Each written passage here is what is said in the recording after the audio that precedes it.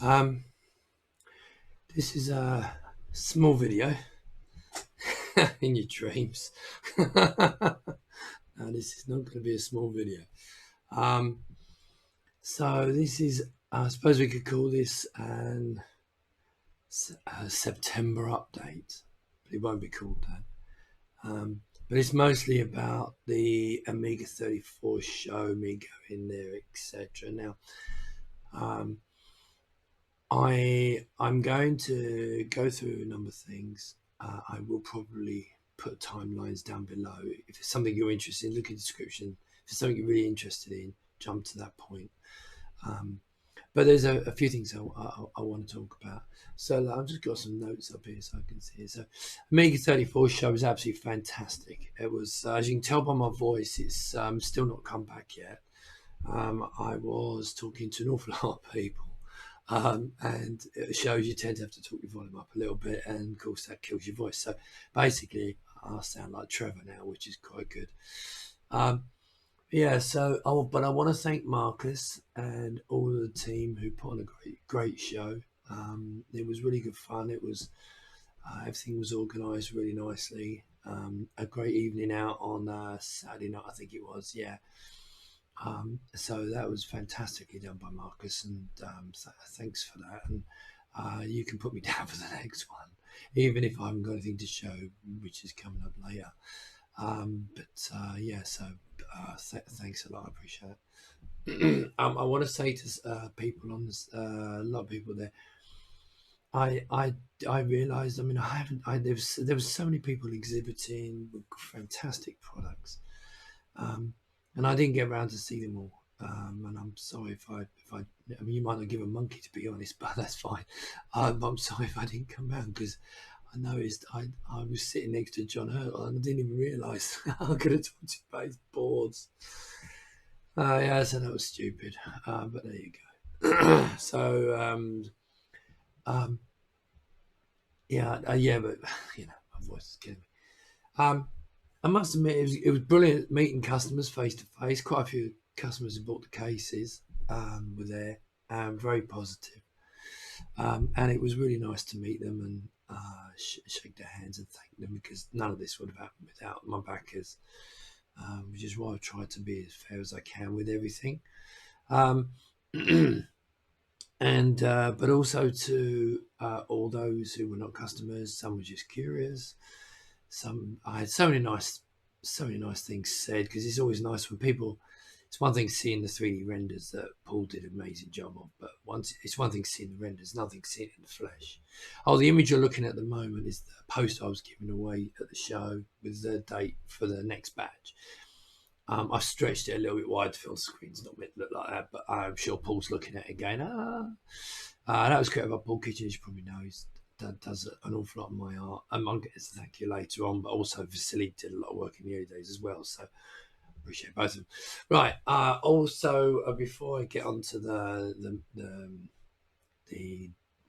rest of it, I was really pleased. I got given a community award. I don't know if you can read this. It's actually a really nice thing. Solid glass. It's not like, like on the BBC, when they give you that thing made out of plastic and I mean, this is a really quality bit of kit. And so I got this to work with the case. The Vampire team. There's I got third, and there was the second. I don't know who second place was now, because I walked away and then they gave it up, and I was kind of showing people didn't hear. But the Vampire team got the top place, and well deserved. But it was really nice to get something like that, and I got a nice round of applause. Did get mildly emotional, but there you go. So before I go on to now, one of the reasons for doing this is a lot of you didn't make it, obviously, for the speech, because I did a 25-minute talk, and I think it's been put on a DVD. I'm not sure it's actually been released on YouTube. So I thought I'd basically go through the highlights of it here, and so you can I want my thoughts out there on what my plans are, etc. But what I do want to do is talk about some of the products that were at the show. So, and this is not an exhaustive list. It's just the ones that I was quite interested in. Obviously, now Vampire with team were there, done an amazing job. I got no pictures. I'm really sorry. I didn't take any pictures, but I was on stand. Actually, I'm constantly on stand. So, but there's plenty of pictures around the web for that. But the Vampire team done an amazing job. They had the standalones there with a token amount of boards built for sale. They went obviously instantly. So that was really good to see in the work they put in. I was really pleased. I didn't realise Core 3 had RTG support as well. I thought it was missing, but the fact that that was in there was fantastic. Most people know I've got a Vampire my 500. And I run Core 2 because I'm not worried about AGA. I just want the RTG and the performance. So quite happy with that. And I like to use my chips anyway, so the chips on the motherboard. So mine is basically a 68, super fast 68, 60 plus. It's got 6880, and it's got a retargeting graphics system, which is 24-bit, which is absolutely wonderful. So it makes a wonderful machine. So they were there. And if I miss you for this list, I apologise. But I'm really, hardware is my thing. I'm not really software. Having said that, the Morphos guys were there, and I was really pleased to see that they've got it running on AMD. And I know it's not anywhere near being finished, but the fact they've got it up and running, I think it's actually pretty nice. So that bodes well for the future. Back on hardware. So another notable, rather exciting thing was the Warp 060 boards, which I've got to be honest, are absolutely amazing. So I see you got two products now. You got the Vampire, which is an FPGA based system, which gives you graphics, core, and etc. But it does give you AGA. But for me, I get the graphics, the acceleration, and then bits and pieces extra on that. But an IDE controller, and so it builds a complete system basically. The Warp guys, a wonderful bunch of guys, absolutely, really, really wonderful bunch of guys. It was so nice to meet them. They're really enthusiastic, and they this 060 board is absolutely fantastic. It's basically a board for, if you don't know much about it, and it is only meant a brief overview. But basically, it's got an 060 on it. It's also got a 1080p graphics card built into it. It's got an IDE interface, but it's got the compact flash, proper compact flash socket, so you can plug a compact flash device into it. It's got loads of RAM. It's got, I think, did it have network? Oh God, not sure about the network, but I know it's got. I think it had Wi-Fi. Did it have? Just look it up. It's fun. But it's also got a USB on it for mice and keyboard, which is amazing. So you can get one of them and put it in a 1200 or a 500 or maybe 2000s. They're running a range of machines, and you can accelerate your machine. So if you don't want to go down the FPGA route, then you want to be completely truly classic. Oh, here comes the cat. Then you can buy that and have a real 060. So in this community at the moment, it's amazing the stuff that's being developed. So then there's that, and then there was a guy with a redesigned A1200 board, which looked really. I didn't get to see it sadly. But it looked. I looked at some pictures, really great. I mean, so much I didn't see. Another guy was there with a way of plugging the Raspberry Pi into the memory card on the 500, which I thought was just quite clever. Had a little bit of play with that. Say hello. Right. Had a little bit of a look at that. That was very interesting. And I should have written this down, shouldn't I? Because I was really excited about this.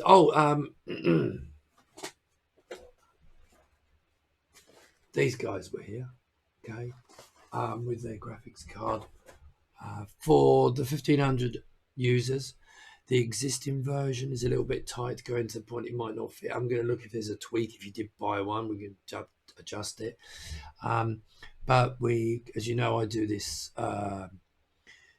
developer support program. So if you're doing hardware, I send you a case. So I sent him a case, and then he was able to figure out it's actually not fitting quite right because it's a little bit. I think the connector's a little bit away from the board, makes it a bit bigger, and the 2000 is a little bit more loose. I think put it out. I won't say it's loose, but so I think he's going to adjust that. It's only a millimeter, and then it'll cure that. But also he's doing on the next batch, whereas that card comes with a small adapter that then plugs into the video slot on the 2000. Well, like we did many years ago, he's actually making a Denise board that will allow you to plug into the 500. So if you want to put one of these in Checkmate 1500, you can do that. And so that's absolutely wonderful. So I'm really excited to play around with that board, which shouldn't be too long.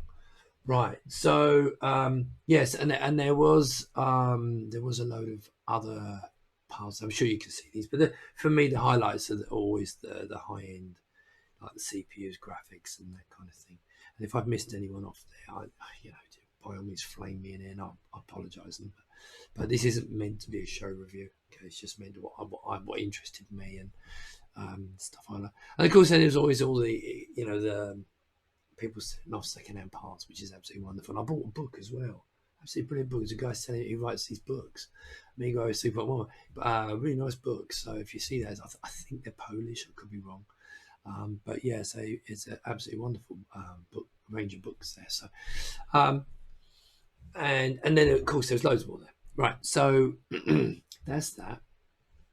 Now, before I go into my reproducing my speech, okay, I want to talk about there's this thing going around about secret meetings. Now, sometimes these things get blown out of all proportion, and you're going to hear when I go through my bit about what I talked on the stage, you're going to hope this will all make sense about what my plans are. But one of the things that's happened is I've been talking to a lot of developers, and all we actually want is some clarity. And I know there's obviously things being sorted out with the owners of the Amiga IP, and which is obviously Mike and his companies, and Hyperion with their versions of the operating system. And it's got a little bit untidy at the moment, but the Amiga was a mess because it swapped hands and changed, and things were moved around. So it was always going to be a little bit of a mess. But it's kind of dragged on, and so a lot of developers I talk to feel the same as me, and you'll hear this later on from my point of view. But we all want to do this for a living so that we can be. I'm not saying we're not professional, but we're doing these as a hobbies. I mean, I try to be as professional as I can, as do all the others. But of course, there's only so much you can do as an evening and weekend job. So basically, with the meeting, I'm not going to go into details because it doesn't serve any purpose.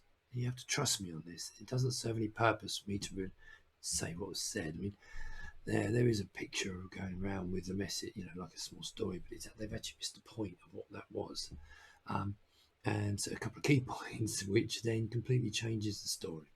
So the idea was, originally this has been kind of led by Philippe. We've been talking about this for a while. There's nothing nefarious. It's just we just wanted to try and facilitate discussions between the parties. Not that there wasn't, but trying to do it in a kind of productive but in a comfortable way. And during the whole weekend, not just if you look at that picture, ignore that picture. But there was talks going on, and yes, things are not. Things have to be sorted out. But the people involved, look, something was apparently someone's been saying that I am all on Mike's side. Now I can understand if there's that perception because I was doing 3 videos. I was going to be doing one with Mike, Hyperion, and Morphos team. I did the Mike one first of all because that was Mike was very quick out the gate. I had a few problems getting the other days sorted out. Now I've spoken to the Morphos team, and we're looking to do it in January time because obviously everyone's really busy. And I had a really good chat with Tim from Hyperion. And so we're going to we'll sort something out in the near future. So Mike came out first, and you know, I tried to show Mike as a human being, and I will try and do the same thing with everyone else, because they're all just like you and me. So I don't know where people get this idea there's some kind of, you know, massive conspiracy. It's just it's a group of people that we all love the Amiga, and they have managed to get certain rights, and they'd like to, and everyone has different visions, obviously, and they want to make sure it's guided their way. And so it's just a case of getting it all sorted out so that we can all work together. Now, from a developer point of view, mine is very simple.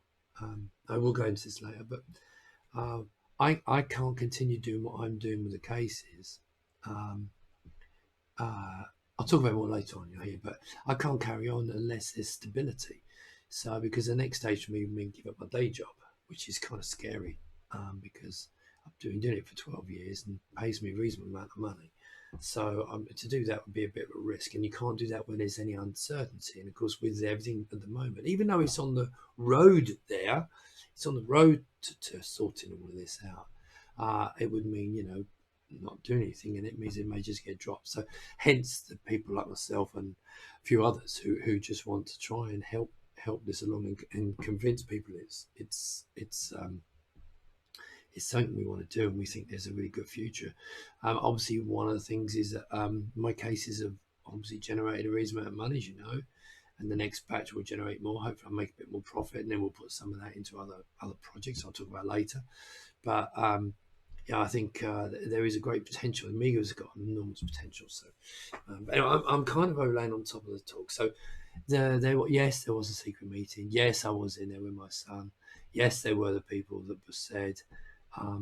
But the actual main thing is don't read anything unless it's from one of the people that were actually meeting saying it. Don't listen to any comments made about that meeting because they're wrong. So, but the key thing is we're all fans. We're no different to you. We're all fans. It's just that we obviously make the hardware. So the developers, especially hardware developers, are kind of, I'd say, leaning on, but just saying, look, can we move this forward? Because, you know, we'd all like to, even the people, you know, the others, they don't want to do it. They'd love to do it permanently, but then there needs to be a plan. Now, I have my plan, which I'm going to be putting into place hopefully later. Right, so that's enough of that, because just take my word on it. There was progress made at this meeting. It wasn't fixed, it wasn't cured, it wasn't anything like that. But there was good progress made. So, you know, hopefully down the road there'll be more. Right. So now what I'm going to do now, this was going to be my, let me put this up here. So things went kind of wrong with the my speech a little bit. But I'm going to kind of reproduce it so you can see what it was actually going to be like if because I'd planned to have my laptop on the stage with me, but they couldn't do that, and I had to put all the slides, give them slides. So, but there was a couple of videos. I'm going to leave the last video. I didn't play the last video there, but I'm going to leave it. I'm going to actually put it into this because it's kind of a metaphor, but I'm going to put it into this so you can see what I was actually meaning to do, and kind of reproduce. You won't get a question and answer session, but anyway. So right now, what I was literally going to do was I was going to run this with Amiga. So let me just go over to here and open up my speech. Okay, here we go. Right. So this is quite a rattle through this, but basically most of you know that I did the 1989. With James Campbell, we set up a company called Checkmate Digital, and we manufactured a product here called the original A1500, which had a bit of a run-in with Commodore. But yeah, that's life. The one underneath it is a tower we was developing. Unfortunately, that didn't work, and that was going to be distributed by a company called Innovatronics, but they went bust.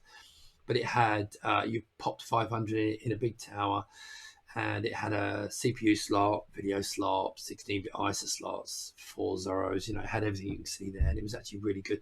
It was really aimed at people who wanted to build, like for example, the video toaster, and put lots of drives. You know, if they're having troubles getting hold of 2000s, it was like a, you know. So that was that's what that was. And then Siamese system. Siamese was product I launched a long time ago. In 1990, the original 1500 case was 1989, but this is the towel should have come out 1990, 91. But so Commodore didn't kill us off. We went in to do something even bigger. But anyway, it didn't happen because the electronics went bust. Siamese was a great little product. Just search Amiga Siamese. I may do a video on the subject, but it allowed an Amiga and a PC to coexist, work the same. So imagine a KVM, you know, and so your Amiga keyboard, mouse, and monitor was shared by, and then there was clipboard sharing, file sharing, and eventually we did RTG and sound retargeting, so it appeared on the PC's graphics. Now that led on to this product, which most people don't even know about, and this is when Gateway bought out. Well, in fact, before Gateway, so I must tell a story. So, Mick Tinker, I went to a show in, I think it was Cologne, and I met up with Mick Tinker, who's a lovely bloke, and he did things like his company's called Index Innovation, and he did these products in the Boxers one. Well, Boxers are one that actually I don't think took off, but it didn't actually happen. But he had a couple of products before then, and he was doing a lot of work building custom machines for point of sale, museums, that kind of thing. So he did some great things. But anyway, he had this product called Inside Out, okay? And the idea of this was basically, and I always get asked the question, chipset, etc. But basically, it was a 6840 on a card, and there is more chips there, and you can see them. But originally, it was meant to be 6840 card, and you plug that into the PC. Now Gateway, a bit later on, Gateway bought the Amiga, and then we went to America, and we were going. This is with Paul Nolan, because Paul Nolan wrote my Siamese software. So we all three of us went off to see Gateway, and most people don't know this because it's kind of been lost in time. But we went there with the aim of showing them, and what they said was they loved it, and they signed what's called a letter of intent, which naively I thought was like a contract. But anyway, so what it meant was they wanted to put these boards into their high-end Gateway PCs so that the PC could run Windows and Macintosh software, okay, through the emulation. You know the story. What's the fastest Mac is an Amiga, which is true. But on top of that, of course, you know, you would also be able to run Amiga software as a byproduct. So don't misunderstand. Now, our plan was always then, once that's shipping, we would then work on porting Amiga OS to x86, which was always my plan at the time, because everything was going x86. It was the future. It's not now. I think ARM's the future now, but back then it was. So we kind of, and now what happened with me was that I've put this in David's book, so if you want to read the full story, read David's book. But so kind of put everything into it. But then what happened? Gateway pulled the plug on it, and it just wiped me out, and that was the end of my Amiga career, because everything went house, went everything. So whole thing went pear shaped. So that was a bit sad. But I to this day I still think this is potentially would have been a savior. That's just my opinion, but I think so. Anyway, so I disappeared in 1999, and 2008 I came back after about 9 years. Now I got rid of all my Amigas except my 1000. I had it in my garage, so I took it out of the box 9 years later, cleaned it off, which was quite an interesting clean up. I think I still had my monitor then actually, but everything else was gone. And so I cleaned her up, got all the bugs out of her, got the cobwebs out of her, started her up. She worked. It was like amazing. I started playing the demos because I loved the demos. And then that started me all over again with Amiga. And so since 2008, as you probably know, I've been doing, I've had a YouTube channel, and I've been doing mostly videos for showing the progress of AROS. And I do some videos on I do a lot of classic videos.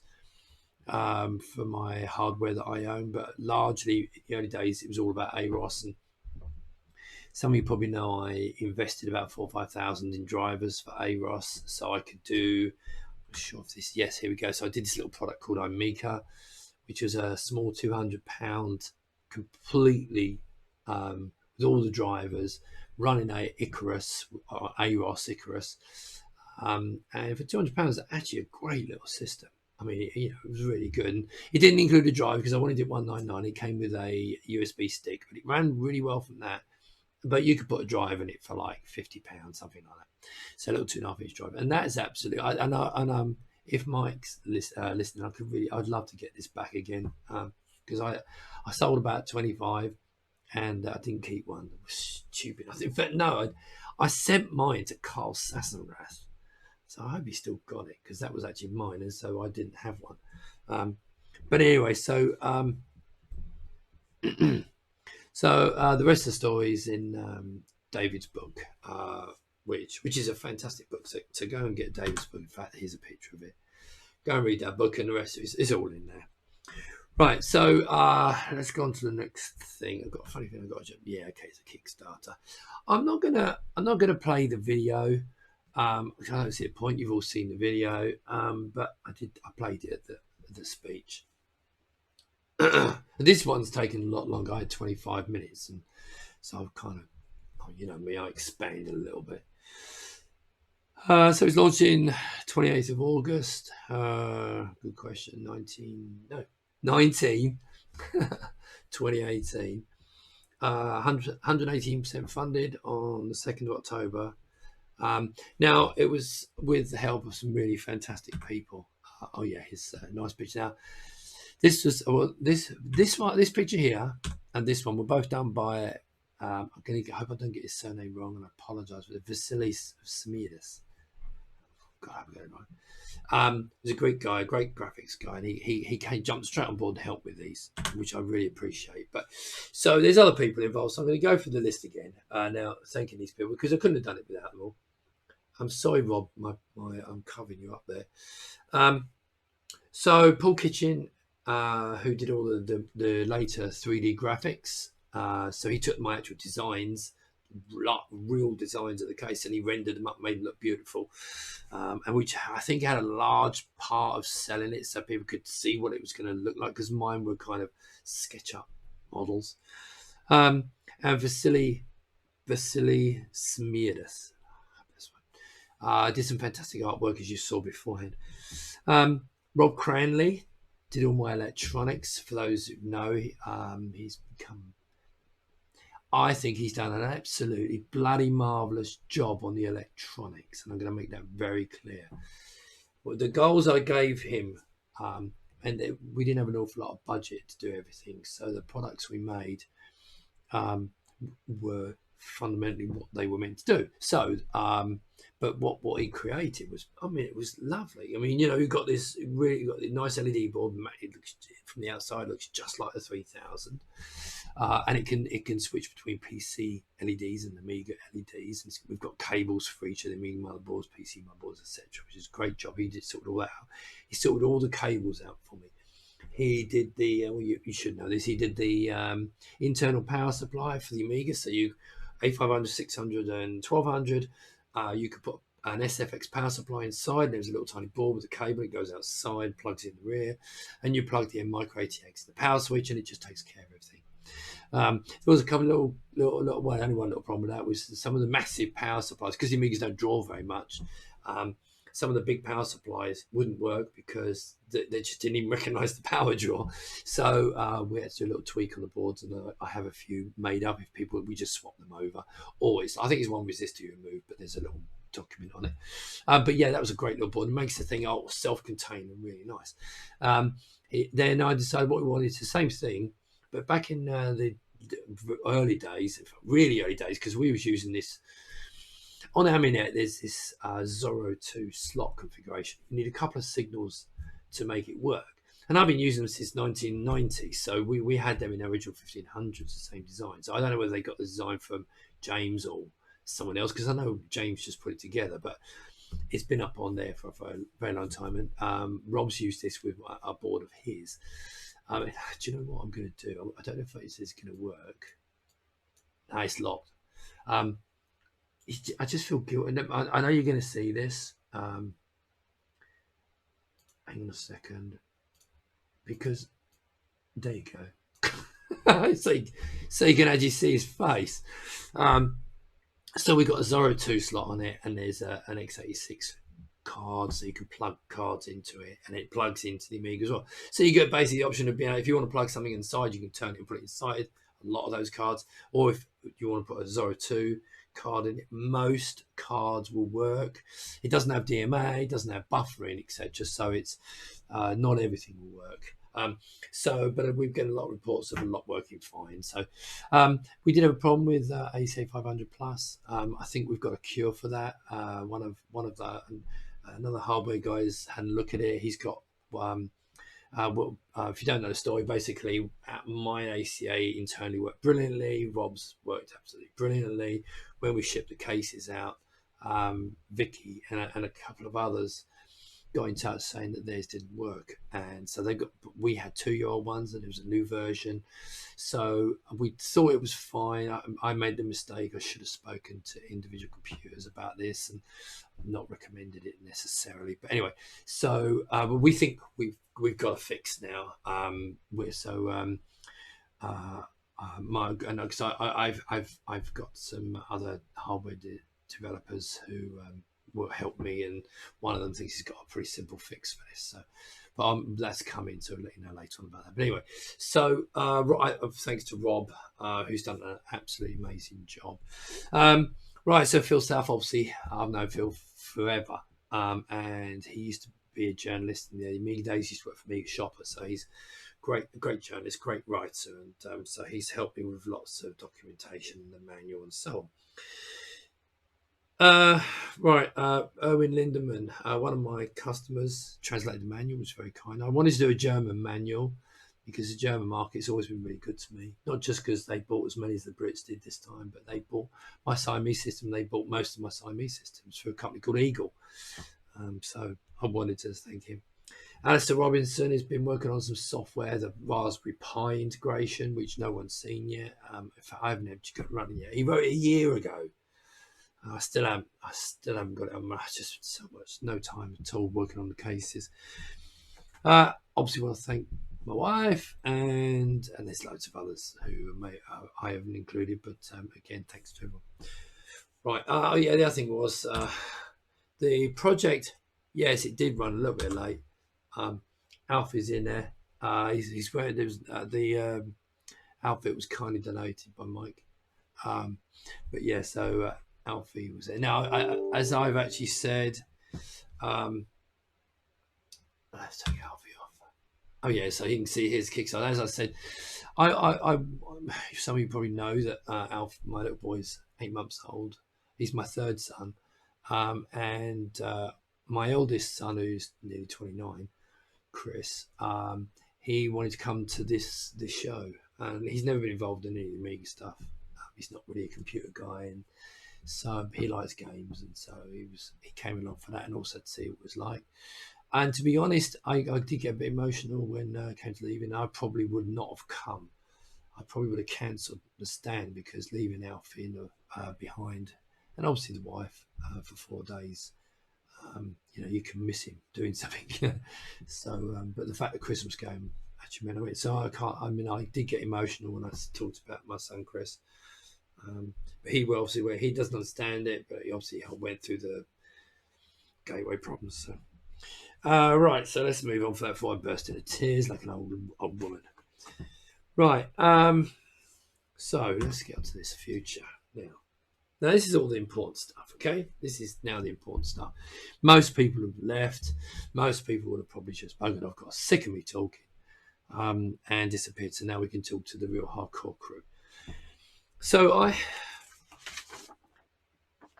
this is where I talk about my plans for the future and what I discussed with the powers that be, why it was important. So the reality is, part 4, next batch. Right. So I made 1,200 sets of plastics. I've shipped out about 400 cases. I've got about 150 cases more to go. It's important to note there is a chance that I know I've been doing it completely in order, apart from dropping patrons in. But there is a good chance I'm probably going to concentrate for the next week or two getting out the European ones. The reason for this is that I'm absolutely scared stiff of Brexit going pear-shaped, and then we have problems shipping them. So we're going to get this. It's only going to affect about 20 people. So there's 54 European cases out of 150.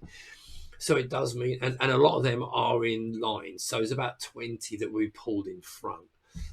But it's important. I know last time I voted on this, but I'm not voting on this because I can't afford to potentially lose a couple of grand on them to pay higher shipping, etc., and have problems shipping.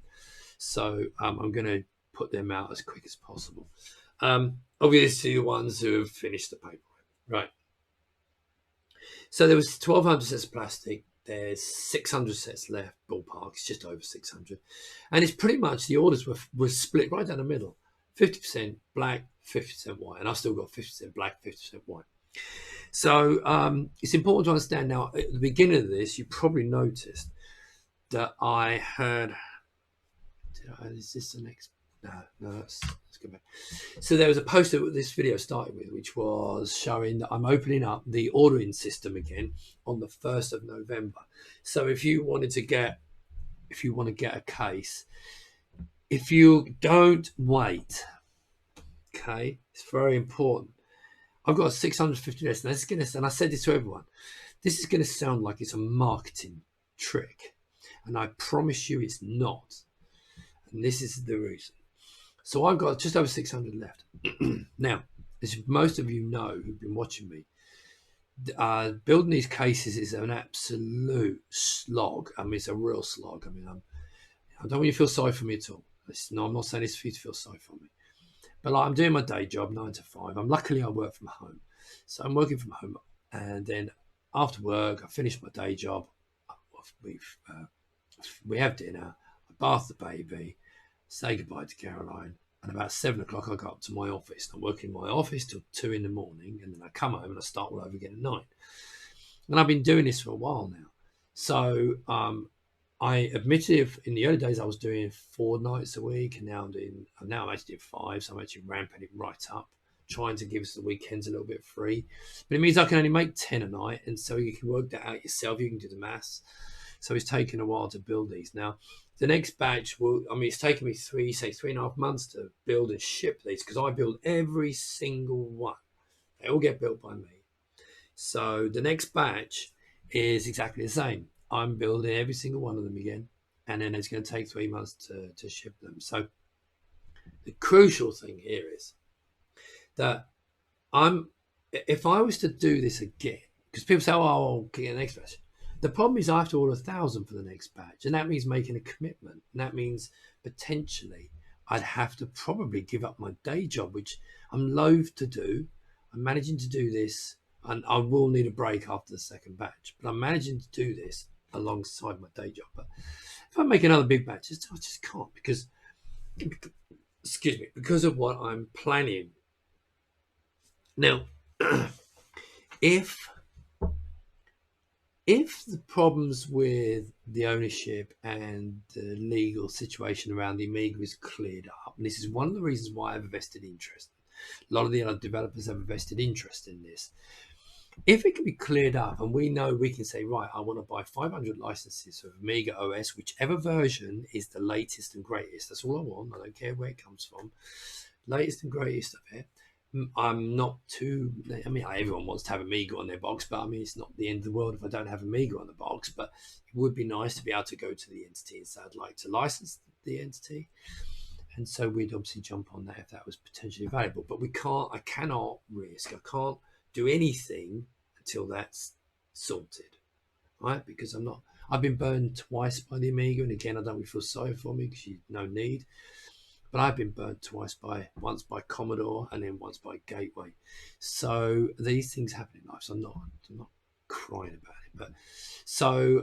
But if I'm going to go forward in the future, I need there to be clarity, and I need it to be settled. And I need everyone to be actually making money. I mean, the people I talk to, including the people involved, it's not their day jobs, and they would love it to be their day jobs. And I really believe that we can make this our day jobs.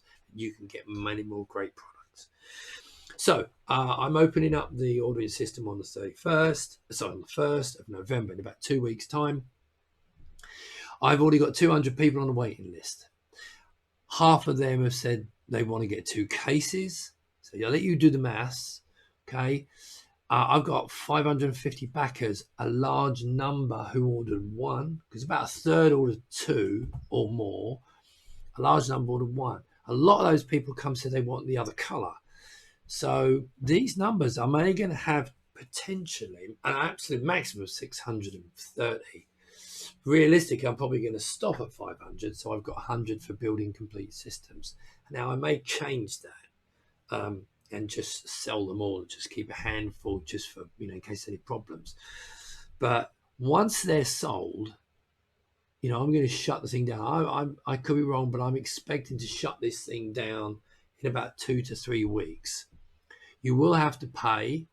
So this is a pre-order for next batch, hence me shutting it down. Then we're ordering, and just like I did with the Kickstarter, I'll then place the orders, get it all done, and because I pay up front, it gets made quicker, and then we get it, and then I build them and I send them out. So it's going to take 3 to 6 months for you to get it. Now, again, if you're right at the front and you get the lower invoice number, I'm doing it by invoice numbers again.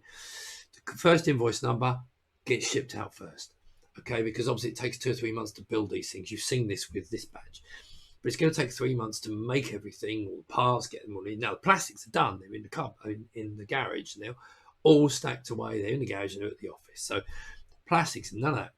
There may be a couple of little minor tweaks to the design, little holes, maybe changing a little bit. We're looking into a couple of little issues that a handful of people have had, maybe just a fine tuning of some holes.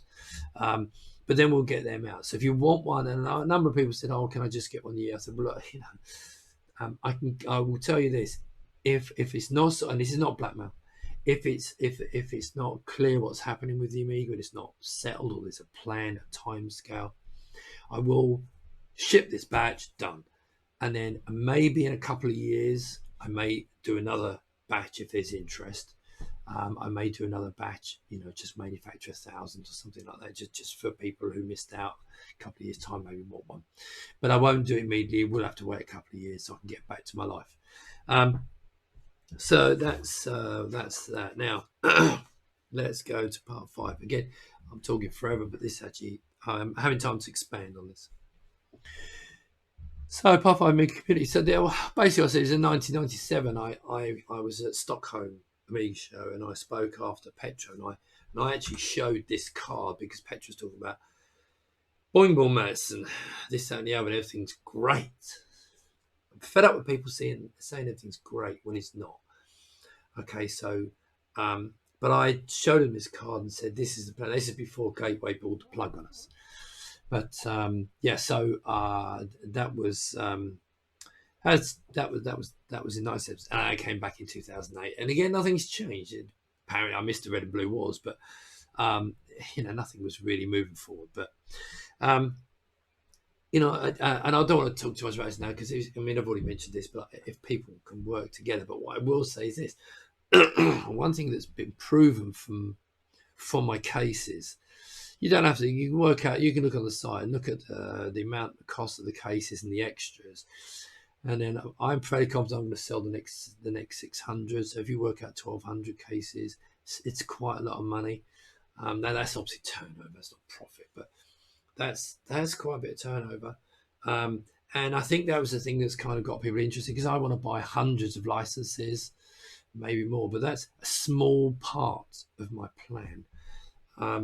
But I honestly think that there was a massive potential future, which I'm going to go into in a minute. My thing is that the outside world thinks the Amiga is dead, okay? But it's not. It's just shrunk. It's growing again now, to be fair. But what is massive is retro. And retro's enormous. And I believe the Amiga is absolute king of retros. That, you know, I'm biased, obviously, but it's probably the best. No problem about it. It was the best computer and operating system ever made. Unfortunately, there will be arguments about next, but you know that was later on. But it's a fantastic operating system, and it's got a big crowd, and so I think there is a serious potential that everyone can start making money again. And I'm going to go for this now. Here comes the cat again. Right, so I have it like a 3-stage plan. Now, stage 1 was making my cases, and the idea was to see if it would. Well, I mean, this kind of evolved the plan during the Kickstarter, but basically, stage 1 was make the cases, sell them to the Amiga community, so they could build all the kind of either a classic Amiga. So you can have a classic Amiga, you can have a PC in there with emulation, you can do all these kind of things that you'd want to do. Maybe build a Morphos machine if you've got. Unfortunately, it's difficult to put a Morphos machine in there because it's only mini ITX or micro ATX, so that's a bit tricky. Although hopefully the PC version of Morphos will, or the AMD version, will solve that problem. But get the fans behind it, because you fans are really important, because you're going to be my future marketing tool. Right, so now once that's all done, which I'm coming to the end of that stage, stage 2 was to ship to ship. You've probably seen the picture, the original picture. If I got that, here you go. So here's a good picture. Stage 2 is basically this. So one of these, the left-hand one, which is my Amiga 500. Wait, yeah. The left-hand one is my 500. I've got a 500 with Vampires. It's a classic machine. But the one on the right, I've got is built as a virtual reality system. And I had a lot of people come out and talk to me about this and saw this. If you look at the monitor, and I'm talking to some Microsoft developers to help me with this, but just like the original, so basically, I'm just going to skip those. The idea of this was to be a Trojan horse. You shove it into a PC, and remember this is 1998, something like that. You shove it in a PC. The PC users use it to run Mac software, but at the same time they can run all the Amiga software. It's way better than Mac software at the time. So you can run all that and run Windows all seamlessly. It's completely seamlessly. Okay, now my aim, which is now we come to the whole thing of the licensing. I am going to. If you was there, you would have seen this running. That I will run. In fact, while we're doing this, let me kill that. Here we go. So I will run. When you boot up the Windows machine, now this works on Linux as well if you want to do it. So you can do it on Linux. Let me just move this over a little bit so you can see that. There we go. Right. So you're running your AmiKit when you boot the machine up. Bear in mind it's got a Windows machine. I'm probably going to put in it like an AMD Ryzen with a Navi APU bit on board to keep the costs down, because they're really fast for most. But 1080p game is fantastic. So you boot your machine up, your Windows or Linux machine, and then it automatically dives straight into this. So for most people, I'm going to try and hide. This is discussions we're having with some Microsoft developers, hiding Windows booting. So, you know, Windows is sitting behind it, as I said, or Linux, sitting behind it was hidden. And now we're just running an Amiga system. Now, this is aimed at a specific target audience. So the target audience is, bear in mind, there's about 5 million Amiga fans who bought, now 95% of them bought it, played games, especially in the UK. But a large number were playing, were doing serious work on it. And so they have fond memories of it. Now, I'm not saying the software is ready for mainstream, but it is for gaming, and it is for people who just like retro, etc., etc. Now, some people may buy the case. Now, bear in mind, this isn't going to be a complete case. Motherboard, complete working system, keyboard, mouse, shipped with the OS that's going with it, and everything, you know, AmiKit license, Amiga Forever DVD, so you get the DVDs and 3.14 operating, or whichever is the latest version that everyone's agreed to. And that will all ship out in a completely usable unit. Now, a lot of people will just want the system for the case because it makes it look nice and get a nice system. And they may just disable the AmiKit stuff and just boot it when they want it. Some may want to literally boot into it and have it there. I mean, because now I can run, I mean, it's actually really good if you do want to run like do your file management. It's actually really good. So this is, I'm going to get the cat off because she's doing my editing. Now let's see if this is the right one. Okay, so yeah, so this is my Windows device, obviously the hard disk, and I'm going through this and working on it with absolutely no problem. Let me see if I scroll down. I've logged into my account. What have I got in here? I don't know what these pictures are. There you go, picture of Alfie.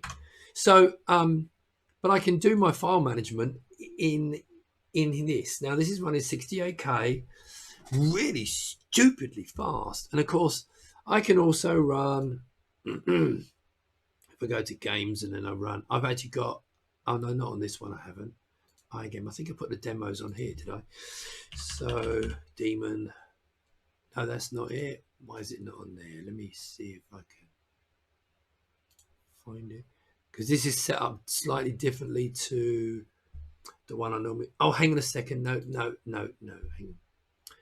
I don't really need to show you this, to be fair. I'm just going to go. So I set up this thing on this machine in... I'm trying to find... Where's the WHD load stuff? I must have moved it around because this is not my normal machine. Anyway, so you can run your demos, run your games, etc., and then if you want to, you have this thing called Rabbit Hole. And Rabbit Hole is for anything else. So I want to run Chrome. Yeah. So here's Chrome. And I've obviously got it set to it looks nice. Close that down, come back into here. And I also have my Oculus Rift if I want to plug that in. I have Skype, Notebook. And my other machine, oh, of course, yeah, that's right, because I was demoing this on my actual 1500. This is my laptop. But so people can get they can play with the Amiga's operating system. They can enjoy it again. Hopefully I can ship it with a load of demos and a number of games. And not all, obviously, but I can ship it with a large number and people can update it and really enjoy the feel. And if they want to run Windows and do day work, which is really boring. The other thing this is really useful for is developers. If you're a developer, I want you to please start developing for 68,000. If we actually take this, if we can sort things out, if the OS situations can be sorted out, I think, now I sold 1,200 cases. I think I can do easily 10 times that, maybe 5,000 cases per year, systems per year to the retro market. Now, this is a lot of licenses for people, and I maybe have to do even more than that because there is quite a lot of interest in this. So now it's basically, if you think about it, it's a Trojan horse. Hopefully it'll excite people. It may become a novelty for some. As I said, they buy it because they like to look at the case and the complete system because it reminds them of the Amiga and it's in black. But a lot of them may actually think, this is quite good fun. It's nice to be able to use a really fast Amiga, much faster than it was in the old days. And it works really good, but I don't want to go through all the problems with the classic hardware. So you can run in emulation. That I believe is a huge market. And of course, once you know what it's like, once you get the itch, you've got to scratch it and you want to build yourself next generation computers. You might then want to experiment more fast, Amiga OS 4, AROS, etc. So that to me is a Trojan horse and may hopefully bring an awful lot of people back to the community. Remember, 5 million ex-Amiga owners. So if you said 95% playing games, which I'd say probably more like 90, 10% is 500,000. Now, if say 10% were interested in this, that's 50,000, right? So 50,000, I'm kind of thinking is long term, maybe the interest, but I think because of retro, it can become cool. This is what we will hope to try and do with it, make it cool in the retro community, obviously. But that's stage 2. Now, stage 3. This is where it gets a bit more interesting. Now, some people know I'm a massive fan of AROS. And as some of you may or may not know, Icarus has been shipping 32-bit version for many years. And I've bagged it and I help with drivers. and it's been a fantastic operating system. And it's nice and stable. It runs beautifully. You can play with it as much as you like. But it always really needed to go to AROS 64, which has been on the back burner being developed. Now, AROS 64 is multi-core. AROS 64 has later drivers. It's more stable. It has more memory. As much memory as you like in the machine. Now, it has the potential. Now, key point here is that the AROS 64 is now becoming the Icarus 64 is being developed. And that's a fundamental thing that Paolo is now doing. I suggest you support Paolo on this, donate, get in touch with help or anything like that, because if he can actually get this out live and nice and stable, it will be a game changer. It will be a game changer because it is on x86, it's on PowerPC, so AROS is on all of ARM, and it's also on 68K. Now the Vampire Boys are all over the 68K AROS because for them it's helping them, and so all the work they're doing is making that really good. So so that works moving forward. Anyway, so that's now my big picture. My big picture is this: that I believe once AROS 64 is stable and is ready for prime time, it should be considered the root Amiga operating system, period. And Mike talked about open source in the 68K operating system. So I think that if you think of AROS as Linux, right now, ultimately, Linux is successful for a very good reason. Firstly, there's loads of volunteer device drivers and so on that support any old hardware. But on top of that, it's got massive companies that put a load of money into it. And you've got companies like Red Hat, SUSE, and a load of others who have put money into it and made a fortune from their own flavors, their own different distributions with their own customers and their own particular needs and developments and different criteria. And we could do the same thing. Now, I know that Morphos and Amiga OS 4 both stuck on PPC at the moment, but it will be a way if, now, I know this may be a controversial idea, but I don't think it's not. To me, it's not.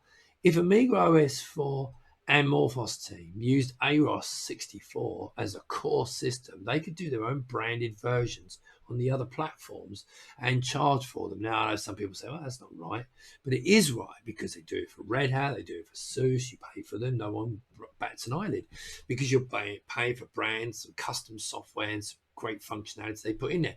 But at the same time, they're working hard on AROS and putting all their changes into AROS and improving the core, which is what's happening with Linux. And that's why Linux is such a success. Now, I'm not saying we're going to match Linux, but I think that's my idea. That's my stage 3. And I think that's the way forward, which is why I want to resolve things and let's all the developers, anyone who wants to do it, let's make some money out of AROS. I make some money out of the Amiga community and the old Amiga community. Let's bring them back. Anyway, that's it. Now, what I'm going to do now is I'm going to play a really cheesy little video.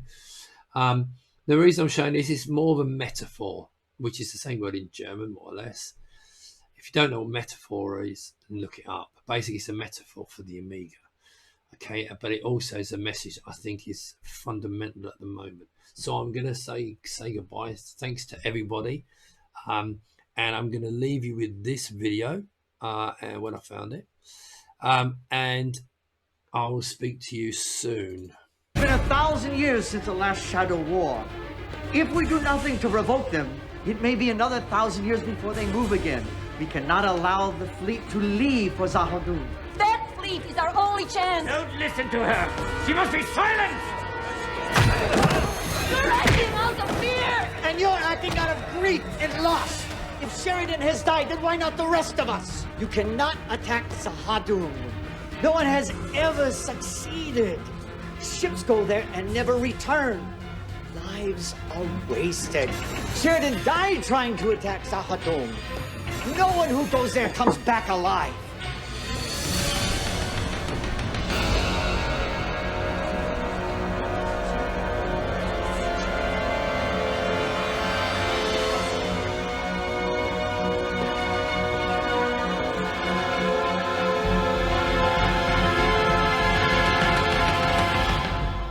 Captain. We're sorry. We thought you were dead. I was. I'm better now.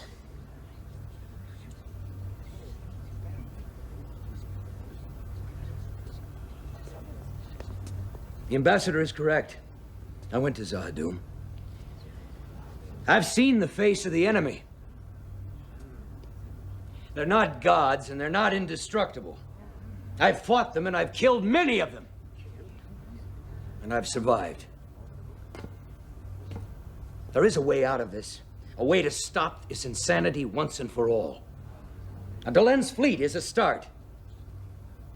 Now we have to build on it. Together we will form the largest fleet in history. Not just for a battle, but to change the shape of the galaxy. Not just for ourselves, but for our children. And our children's children. You tell your governments that the only man to survive Zahadum sends this message. We can end this, not just for now, not just for the next 1,000 years, but forever! I stand before you as proof that it can be done. We can fight and we can win, but only if we do it together. Can I count on you? Can I count on you? Will you stand together?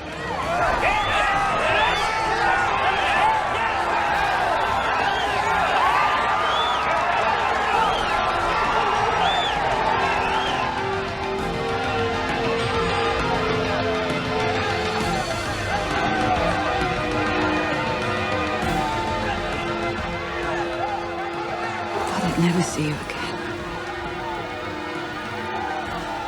I'll never leave you, Dylan. Not if the whole universe